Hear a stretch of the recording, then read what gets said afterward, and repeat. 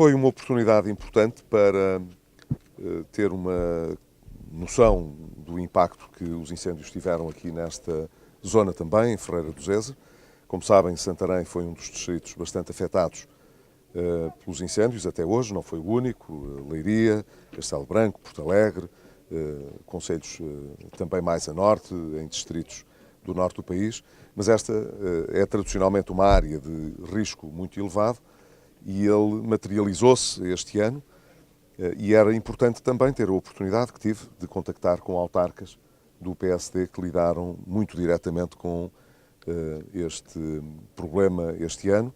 E isso foi muito útil para ter uma noção da sua opinião quanto àquilo que aconteceu.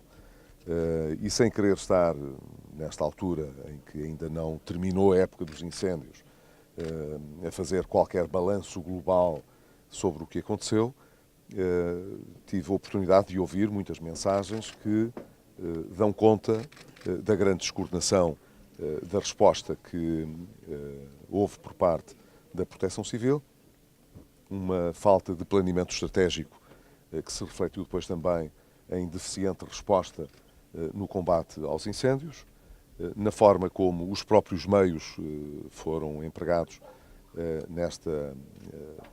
neste combate. Enfim, as queixas foram muitas, houve também muitas sugestões que podem vir a ser úteis para o futuro. É importante ter presente que o PSD, nesta matéria, tem vindo a contribuir com propostas que eu acho que são bastante construtivas e importantes para garantir que para o futuro a resposta possa ser melhor e, sobretudo, agora a fase que se vai abrir, que é uma fase de reconstrução, de reflorestação, de limpeza, de preparar o futuro, quer do ponto de vista estrutural, quer do ponto de vista operacional, para os anos seguintes. E desse ponto de vista, acho que as pessoas reconhecem que a nossa intervenção foi importante, mesmo para que mecanismos, seja ao nível do plano Juncker, seja ao nível da ajuda da União Europeia, seja mesmo ao nível dos meios que poderemos cá dentro desenvolver para os concelhos mais afetados, no que respeita ao ordenamento e conhecimento da situação, de cadastro da situação. Tudo isso foram propostas que o PSD foi avançando e que, do meu ponto de vista, podem ser importantes também para melhorar a nossa resposta no futuro. Em relação a essa descoordenação que lhe foi relatada e de que muito se ouviu falar ao longo destes 3 meses, porquê é que este ano houve mais se falou tanto em descoordenação mais do que noutros anos, talvez? Como disse, eu não quero estar agora a fazer aqui uma avaliação detalhada. Estamos a aguardar relativamente a Pedrógão, que foi um caso que teve contornos muito particulares, como todos conhecem, pelo relatório que há de ser apresentado pela Comissão Técnica Independente, que foi até uma proposta do PSD, que foi tomada por todos os outros partidos no Parlamento de forma favorável. Esperamos que ela nos traga indicações muito claras sobre o que aconteceu, independentemente de sugestões para o futuro, mas que pelo menos fiquemos a saber o que é que aconteceu naquele caso. Mas tudo o que aconteceu em outros concelhos, noutras situações, vem evidenciando realmente respostas difíceis de coordenação que não aconteceu, de planeamento mal feito.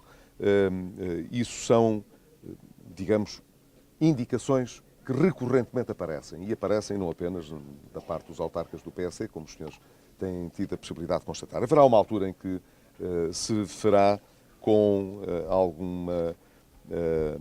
com princípio, meio e fim, se fará a avaliação de tudo o que se passou e haverá uma imputação de responsabilidades, por um lado, aos vários níveis, e depois, sobretudo, que é tão importante como a responsabilização, saber o que é que se pode fazer para o futuro, de modo a que as coisas que correram mal sejam prevenidas no futuro e se evite que tudo o que aconteceu volte a acontecer.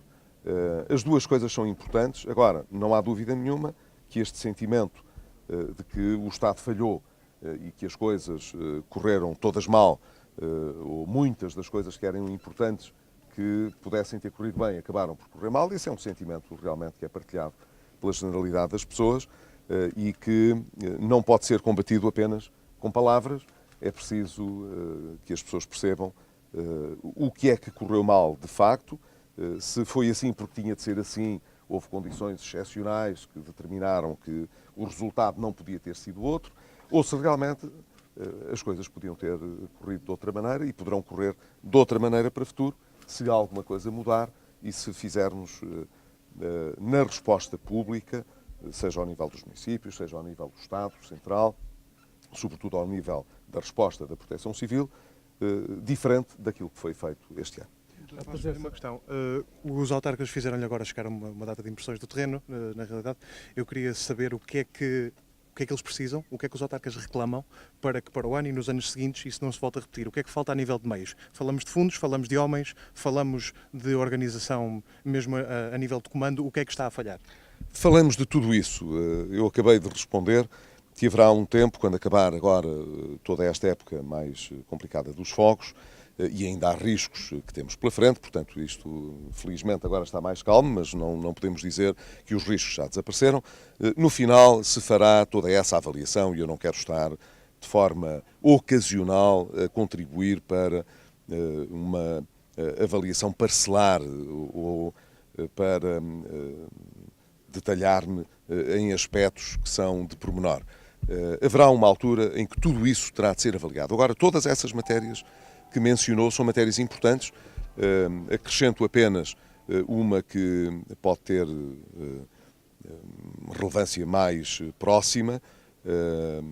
Haverá, com certeza, quando acabar esta época e vierem as chuvas, problemas muito sérios que já sabemos que verão à luz do dia e que precisam de ser, desde já, preparados e minimizados. Tem que ver, sobretudo, com os problemas de contaminação das águas que servem de abastecimento às populações e que podem ter até níveis de infiltração com contaminação de lençóis freáticos que precisam de ser tão prevenidos quanto possível. E não falo apenas das cinzas que aí vêm, mas de tudo aquilo que, com a erosão dos terrenos, poderá ser arrastado para os leitos dos rios e para as barragens e que trará desafios muito grandes em termos de resposta pública.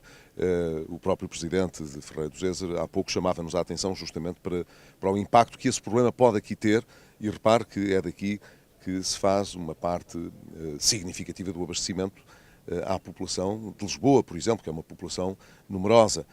Portanto, tudo isso são problemas mais imediatos que precisarão agora de uma resposta concertada da administração central e da administração local, mas que não creio que faça sentido eu estar agora aqui a detalhar. Não é a minha função, não me compete hoje esse tipo de intervenção.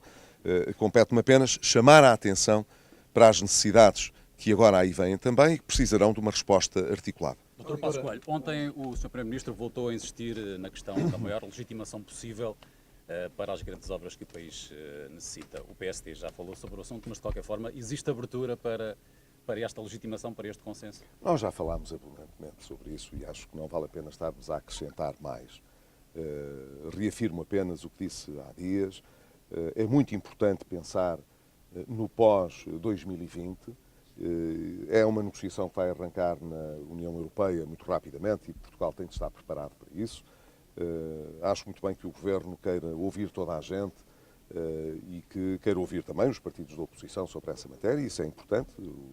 O país é de todos, não é do Governo e, portanto, o que se vier a passar depois de 2020, em termos que são desafiantes, com o Brexit, com, portanto, menos um grande contribuinte líquido para a União, com aspectos que são importantes, como a relevância que cada vez mais se está a dar ao pilar da defesa e da segurança, que vai com certeza ter contrapartida financeira, porque mais recursos vão ter de ser aportados a essa dimensão. Ora, os recursos não são infinitos e, portanto, os que tiverem de ser deslocados para essa dimensão da proteção ao nível da defesa e da segurança terão de ser desviados de outras áreas onde têm vindo a ser aplicadas. É preciso saber aonde.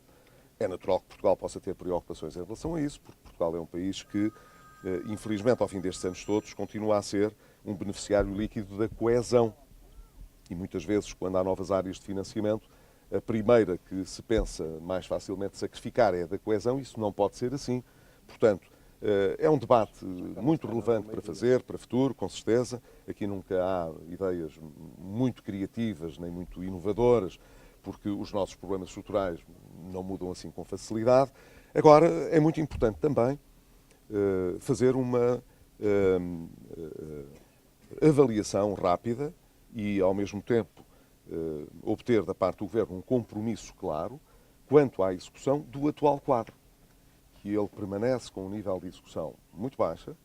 Há áreas mesmo, aqueles que o Governo tem enfatizado como sendo mais relevantes para o futuro, ou um dos mais relevantes para o futuro, que é o de certas obras públicas, estratégicas, que nós vimos chamando a atenção, que estão mais do que consensualizados, não estão executados, apesar de estarem previstos. Eles ficaram todos previstos. Há 2 anos que estão parados. Ora, para dar um exemplo prático, continuamos a falar da ligação em bitola europeia do Porto de Sines para Caia. Estamos a falar nisso para o pós-2020? Ou estamos a falar em que precisamos de executar essa ligação que já estava prevista no atual quadro? Estamos a reprogramar as coisas dentro do atual quadro, porque o atual Governo tomou a decisão de não avançar com esses projetos que já estavam previstos.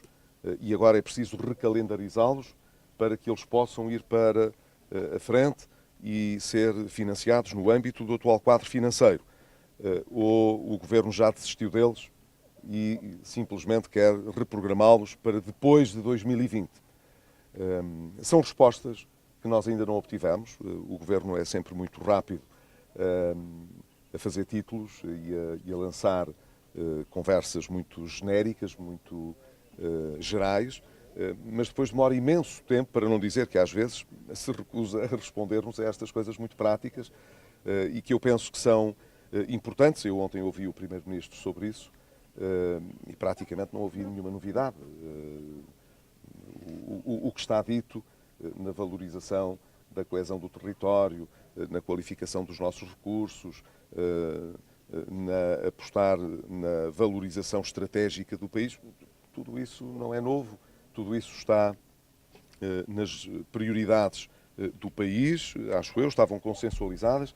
É preciso depois trocar isso por miúdos, saber o que é que isso significa, em que é que o Governo está a pensar, para não promover um debate mais ou menos vazio, em que o Governo se apresenta aos portugueses como quem lança um concurso de ideias. Ora, digam-nos lá o que é que acham que isto deve ser. Isto não é um concurso de ideias, nem de ideias gerais. O Governo tem de dizer o que é que quer fazer, quais são as suas prioridades, mas o que é que está a pensar do ponto de vista dos grandes eixos de afirmação de Portugal nos próximos anos.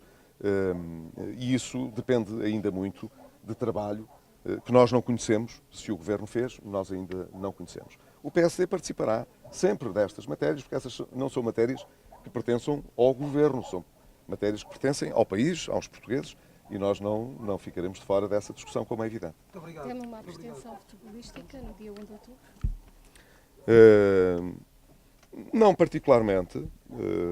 Julgo que, sem querer polemizar, não é a primeira vez que acontece haver eventos, nomeadamente futebolísticos, de espetáculo futebolístico em dias de eleições.